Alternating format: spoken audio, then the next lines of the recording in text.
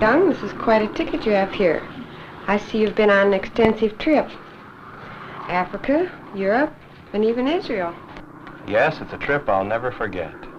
We visited many wonderful places, none more interesting than Israel. Thank you, Mr. Young. Israel, that is interesting. We're hearing a great deal about that new country these days. By the way, my name is Muntz. Muntz. J. Palmer Muntz. That's right. How do you know? Winona Lake Bible Conference, of course. I can readily understand your interest in Israel. Don't you have an annual conference on prophecy and the Jew? We surely do. Bible students from all over America gather each year at Winona Lake to discuss the significance of current events relating to Israel, especially as these developments are presaged in Bible prophecy.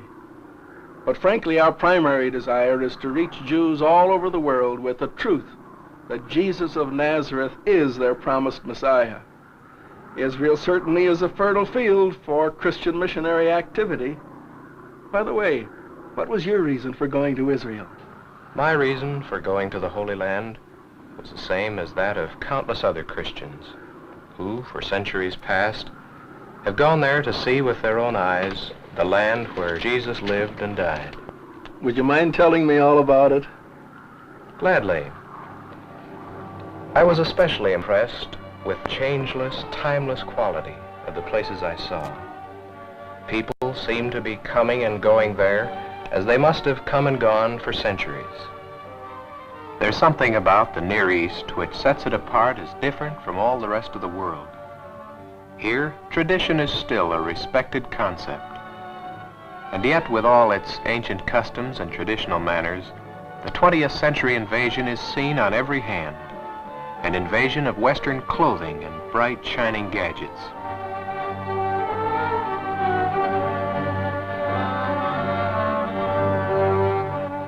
Ancient streets, which have for centuries known only Eastern ways, are now looking out on a strange new world. A world of begrudging acceptance of concepts both new and foreign. One cannot help but sense an indifference here to the modern tempo of Western life. A leisurely, casual pattern of activity is seen on every hand. An unhurried pace. A prosaic outlook bordering on fatalism. The Arab of Jerusalem, although now a city dweller, is essentially a son of the desert. A nomad. Since the dawn of history, this troubled land has been a highway for rampaging armies. Egyptians sweeping to the north, the Medes and the Persians from the east, Greeks and Romans from the west, Napoleon, General Allenby. Since it was strategically located on the main overland route from the north to the south, most of these military leaders considered Palestine not so much as a prize in itself, but rather as a means to an end. Scars of this history are seen everywhere, as evidenced in the ancient ruins of battles long past, in the retarded state of economic development, but most of all, as seen in the lines of care and worry etched on the faces of its people. War has passed this way many times. None more devastating than the Arab-Israel War, leveling peaceful homes and churches, erecting grotesque monuments in their places. Massive walls can be crushed by modern bombardment, but barriers of racial prejudice erected in the hearts of men constitute an insurmountable Maginot Line of hatred. The Wailing Wall is now deserted. What was once the scene of praying Jews is now a lonely, dead-end street where only the steps of an Arab soldier on guard to keep the Jews away can be heard. For centuries, Jews came from every land to write their prayers on bits of parchment, to beat their heads against these massive limestone courses, to grieve their hearts in agony because of their dispersion. Many are the Jews who have wailed here anticipating the Messiah's coming, praying for that day when the chosen one of Israel, David's son, would redeem the nation. Jerusalem. Never to be forgotten is the thrill of passing through Bethany and over the shoulder of the Mount of Olives. There it is, spread out before you. One of the oldest cities in the world, and to the student of Bible lands, easily the most important.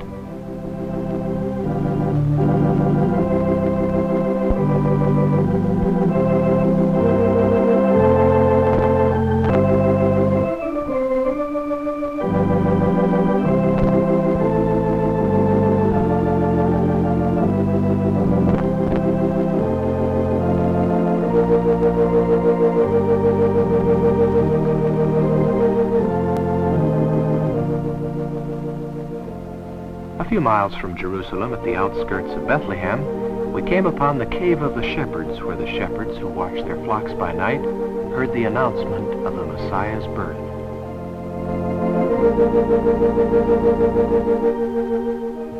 The Church of the Nativity is enshrined in our minds as the site of the Savior's birth.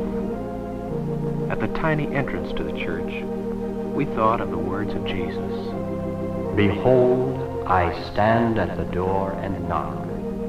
If any man hear my voice, and will open the door, I will come in unto him, and will sup with him, and he with me. One of the high points of our trip was seeing the ancient earthen pottery in the home of Professor Sukenik, in which the famous Dead Sea Scrolls of the book of Isaiah were discovered.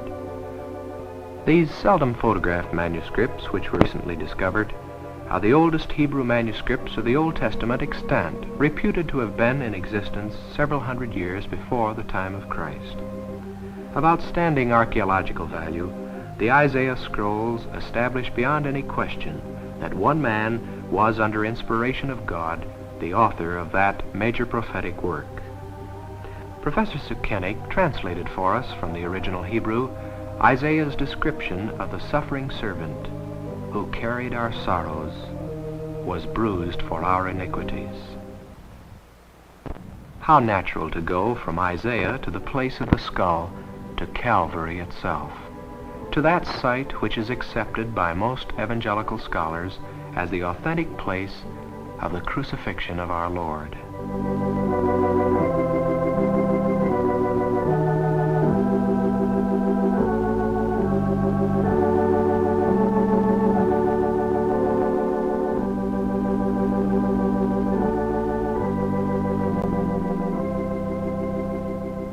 As you walk down the side of Calvary, at the bottom of the hill you come to the garden tomb. Here one must pause to read the words of Matthew describing the glory of that first Easter morning when the angel of the Lord descended from heaven, rolled back the stone from the door, saying, Fear not ye, he is not here, for he is risen as he said. Come see the place where the Lord lay, and go quickly and tell his disciples that he is risen from the dead.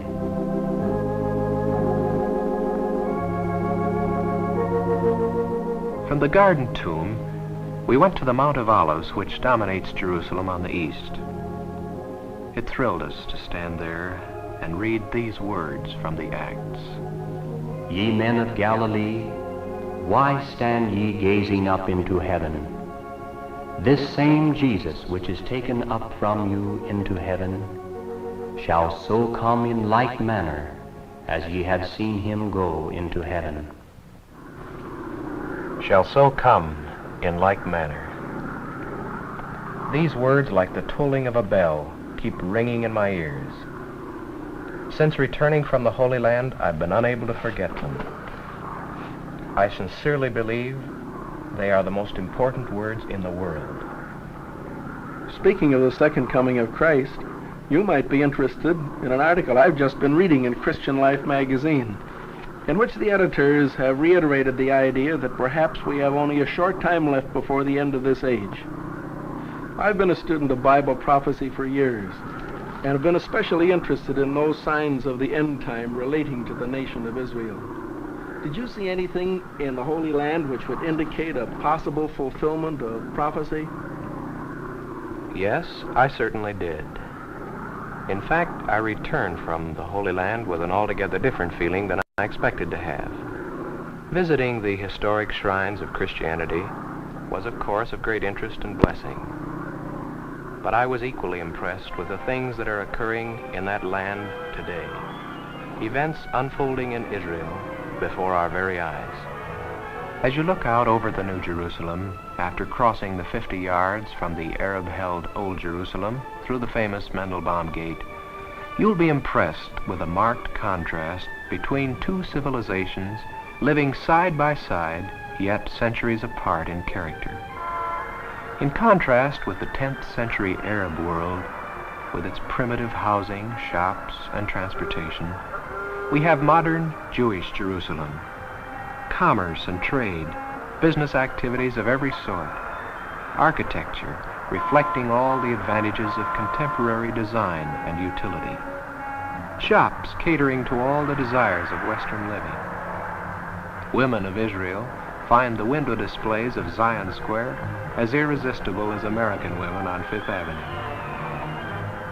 The traffic problems peculiar to city life in the Western world have invaded even the Holy City. And of course, Tel Aviv, the hill of eternal spring. For a number of years, the only truly Jewish city in the world, now one of the fastest growing metropolitan areas in all of the East.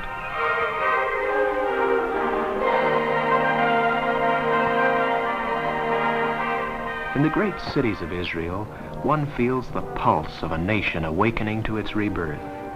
Not since Solomon's reign has the nation's heart beat with such enthusiasm and vigor.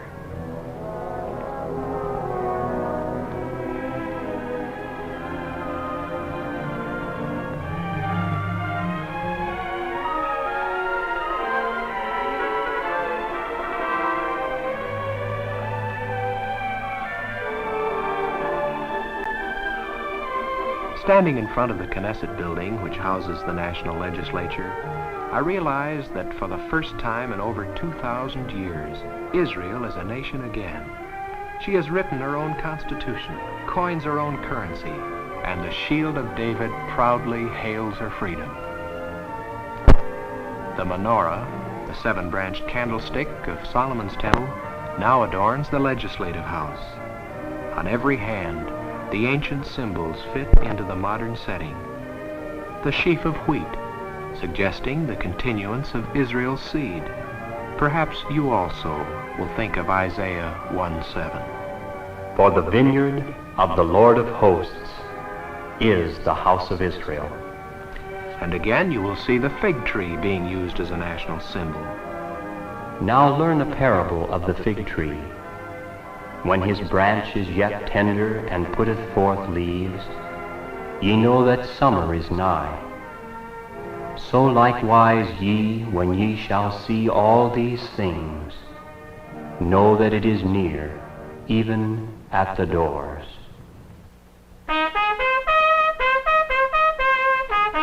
War always strikes terror to the human heart. The world well remembers that on the very day that the existence of the infant state of Israel was announced, 5 proud Muslim nations proclaimed they would push the Jews into the sea and return the land to the Arabs of the Middle East. Superiority of manpower and resources of war were on the side of the Arabs. 40 million Muslims surrounded a small island of only 650,000 Jews. The passion to destroy the Jewish state possessed every class of Arab, from peasant to pasha. What the world, particularly the Arabs, did not consider was the vigor of these men who make up the Hebrew Haganah. Here are men whose tempers have been forged in the concentration camps of Buchenwald and Dachau. Nor did a watching world take into account God's ultimate purpose for Israel, as revealed by such promises as that of Isaiah. And they shall be safe in their land, and shall know that I am the Lord, and have broken the bands of their yoke, and delivered them out of the hand of those who served themselves of them. The God of Israel fought for his ancient people, although they were not aware of it. El Shaddai, the Almighty, had revealed himself. This was the hour for their deliverance.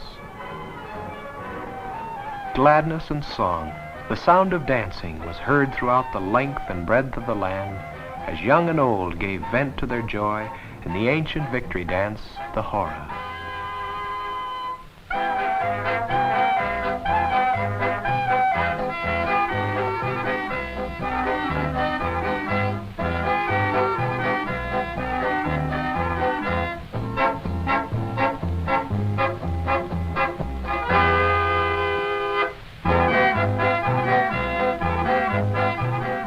The existence of the new state of Israel owes much to an army of men, women, and children, valiant heroes, the evidence of whose sacrifices are seen in every part of the land. If I forget Jerusalem, let my right hand forget her cunning.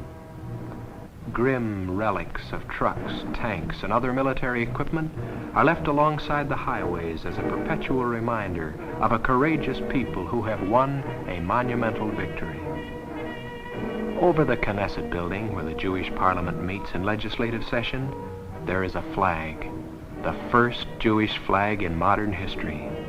It was Isaiah who wrote, He shall set up an ensign for the nations. Here is a democracy with its own president now. One day it will have a divine king. Within the political and religious framework of the new state of Israel, there are many devoutly Orthodox Jews, keenly conscious of their ancient heritage, dating back over 4,000 years. This Orthodox Jewish segment of the Israeli population controls in many elections the actual balance of power, and is campaigning for a stricter application of the Mosaic Law. It is deeply significant that prayer is offered daily throughout the land for the coming of the Messiah.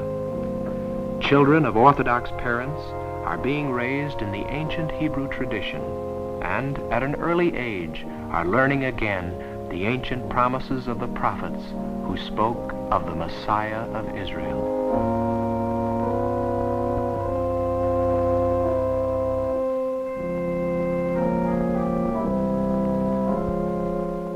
One segment of the population, called Zealots, lives in momentary expectation of that Messiah's appearing.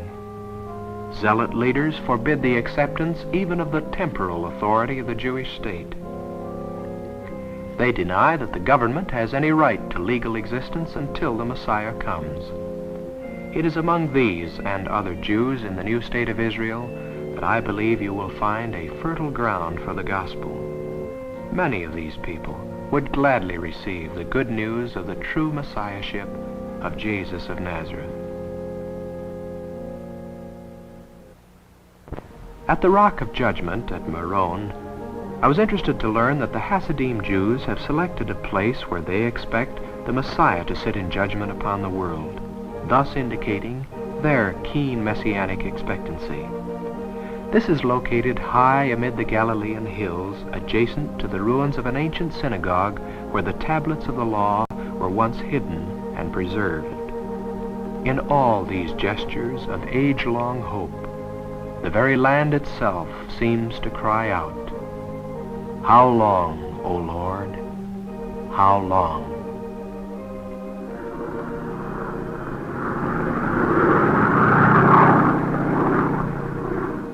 Well, this messianic consciousness on the part of the nation of Israel is certainly very interesting to those who are students of Bible prophecy. It's remarkable that even though, as Paul tells us, the nation is blinded in part, their vision obscured by unbelief, they nevertheless do feel the pulse of history, the tide of destiny, and recognize that the God of Abraham is bringing back his people into their promised land. Because you're a student of Bible prophecy, you'll be especially interested in the modern city of Haifa, one of the most important places in Israel today. Spreading out over the shoulder of Mount Carmel, dominating the blue Mediterranean across the Bay of Acre, it is today host to more immigrants than any other city in the world. Not only is it the principal seaport for commerce and trade, but it is for many of Israel's immigrants the port of entry. Its varied and colorful street scenes constitute the first impression of the new immigrant. Its gently sloping streets, winding through residential and business areas, open new vistas of opportunity to the newcomer. It is to Haifa first that many of the lost sheep of Israel return. Return across the sea from the torture chambers of Germany, from behind the Iron Curtain, Poland, Hungary, Romania, from Iran and Yemen, from Africa and the islands of the sea, a continual stream of aching humanity in search of freedom and a nation of its own. Witnessing the unloading of an immigrant ship, I wondered, is this what Isaiah meant when he wrote, "And it shall come to pass in that day, that the Lord shall set his hand again the second time to recover the remnant of his people, which shall be left from Assyria, from Egypt, and from Pathros, and from Cush, and from Elam, and from Shinar, and from Hamath, and from the islands of the sea. And he shall assemble the outcasts of Israel, and gather together the dispersed of Judah from the four corners of the earth." You will meet people over 100 years of age who will tell you they have come back to the promised land not to die there, but to welcome the Messiah whose coming they confidently expect. It is to people such as these that then Prime Minister David Ben-Gurion, in his address on the occasion of the second anniversary of Israel's independence, significantly quoted Isaiah 43, 5 and 6. "Fear not, for I am with thee. I will bring thy seed from the east, and gather thee from the west. I will say to the north, Give up, and to the south, Keep not back. Bring my sons from afar, and my daughters from the ends of the earth." In the first 20 months of its existence, the new state of Israel absorbed approximately 250,000 immigrants into its economy, which, on a percentage basis of the population, would be equivalent to 55 million in the United States. In another 16 period, 275,000 immigrants entered Israel. Of this amount, 27% came from Poland, 27% from the Balkan countries, 16% from the Middle East, 12% from Central Europe, 11% from North Africa, 3% from Russia, and 3% from the other parts of the world. The state of Israel probably constitutes the largest shift of population in recent world history. This phenomenal return of a dispersed people, so frequently alluded to in the Bible, should challenge every Christian to search the Scriptures anew and to note what is happening about him in the world of prophecy. It is not for me that that which is happening in Israel constitutes a fulfillment of Bible prophecy. I am simply reporting to you what I have seen and heard. Certainly, however, no one can afford entirely to ignore these things.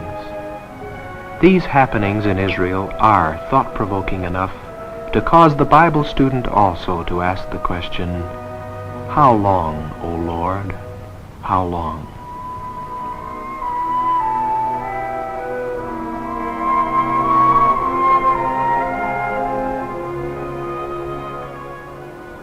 The reception center at Haifa is in every sense of the word a melting pot. It is to this temporary camp that the Jewish immigrants are taken immediately upon their arrival into the country. Here they meet new friends from all over the world: Europe, Asia, North Africa, India, the Western Hemisphere, and the islands of the sea. It is at this reception center that one witnesses the miracle of the preservation of Jewish identity. Victims of the diaspora, scattered literally to the corners of the earth, subjected to every form of economic, social, and moral discrimination, have remained yet a separate people.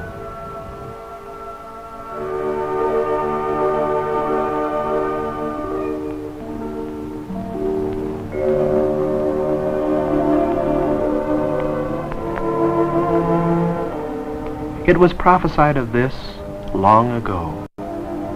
"Behold, a people dwelling alone. They shall not be numbered among the Gentiles." For many of these people, a friendly handshake, is an unbelievable kindness. To all, there is the happy confidence that no ghetto awaits them here, that no police state will victimize their lives.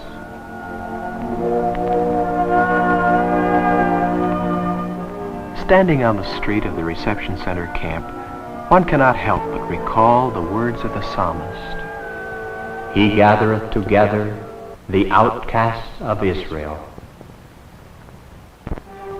The desert shall rejoice and blossom as the rose.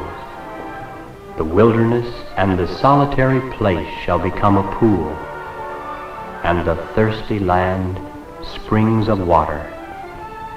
The sterile soil, which has long been regarded as utterly worthless for agricultural purposes, is now the scene of lovely citrus groves and flourishing gardens. Where cactus formerly grew, vegetable gardens now abound.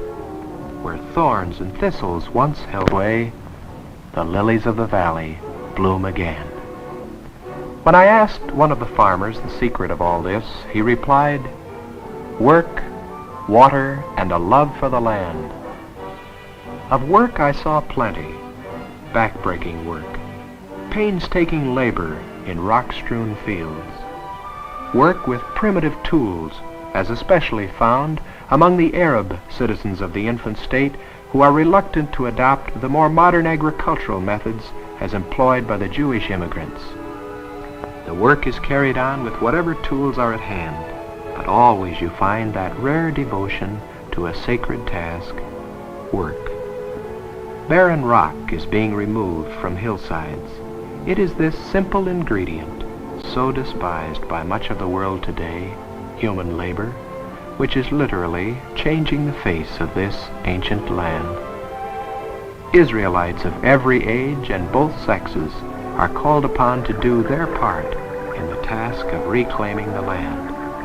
Young trees are patiently planted and nursed along in a manner suggestive of the words of Ezekiel. This land that was desolate is become like the Garden of Eden, and the waste and desolate and ruined cities are become fenced and inhabited.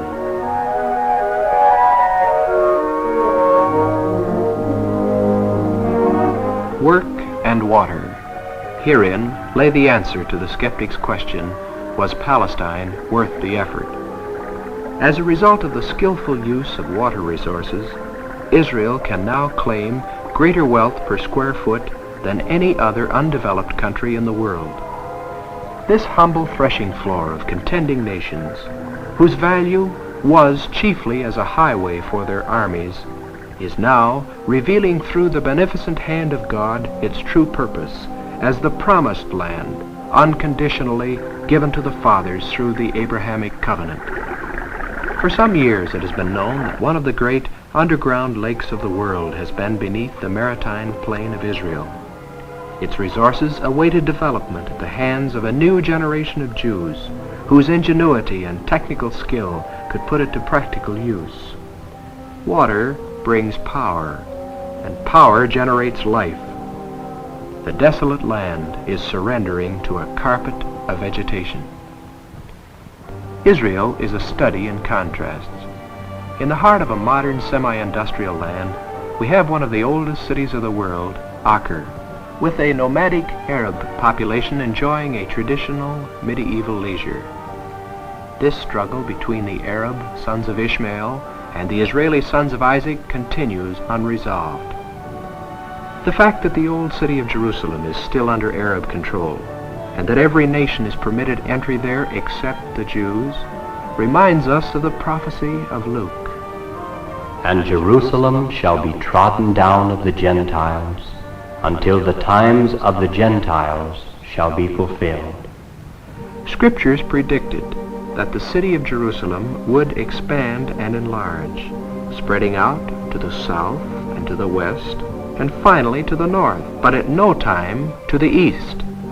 Today, Jewish suburbs surround the old Arab quarters on every side, but to the east.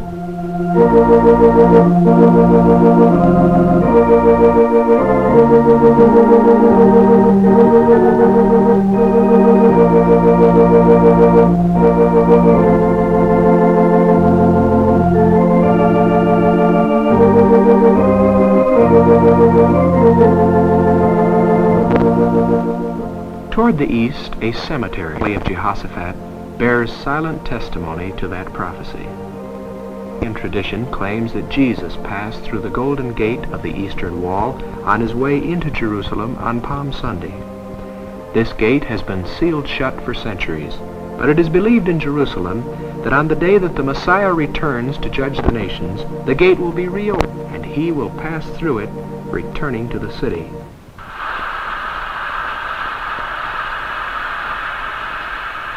Palestine, once a valley of dry bones, has become a place of noise and activity, reminding us of the vision of Ezekiel. Commerce and trade have become as sinews and flesh upon the bones of a once apparently dead nation. The flesh of the people coming upon them give the Jewish nation form again. Miniature Pittsburghs are springing up in the heart of industrial Galilee. Electric power, so vital to industry, is once again available to keep factory output at its maximum.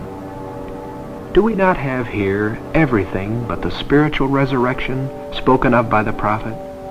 Are we not but awaiting the breath of God to bring to fulfillment Ezekiel's prophecy of the valley of dry bones?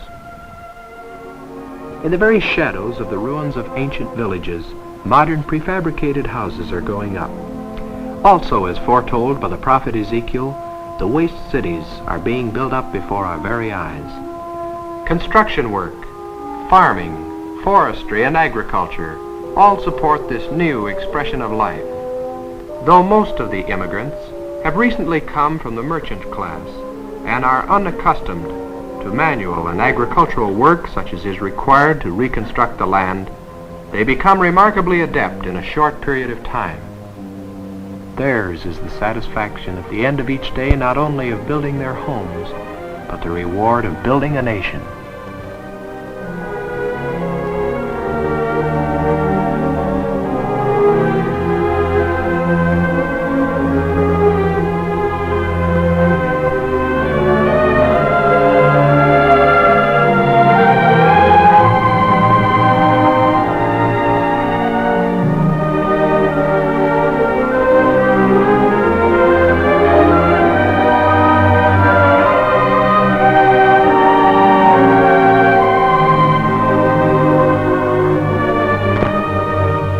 No longer fearful at the end of the day, children confidently await Dad's return.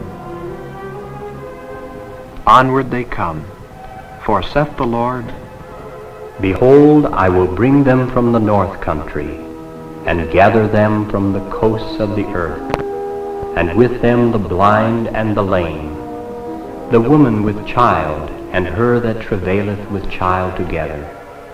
A great company of them shall return thither.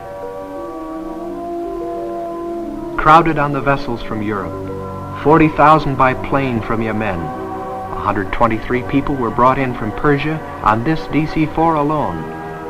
Thousands more by bus and train from the Orient, from the East and from the West. And the Lord said of this, Give up, keep not back. Bring my sons from afar, my daughters from the ends of the earth. Hear ye the words of the Lord, O ye nations, and declare it to the isles afar off, and say, He that scattered Israel will gather him, and keep him, as a shepherd doth his flock.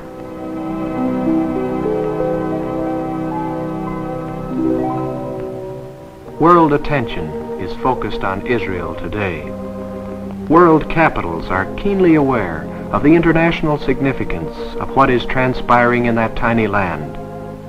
Metropolitan London, cosmopolitan Paris, as well as Rome, all are watching Israel today.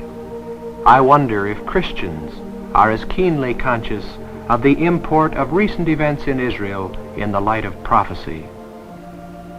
Students of Bible prophecy have long believed that which happens in Israel points the way to the return of the Lord Jesus Christ. Men everywhere are asking the question, how much time is left? How much time to preach the gospel to the Jew first and then to a waiting world?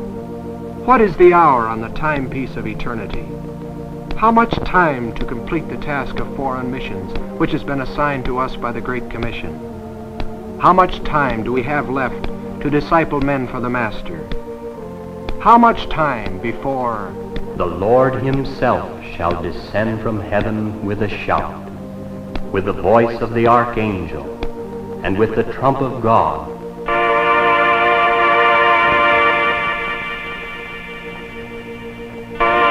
And the dead in Christ shall rise first. Then we which are alive and remain shall be caught up together with them in the clouds to meet the Lord in the air. And so shall we ever be with the Lord.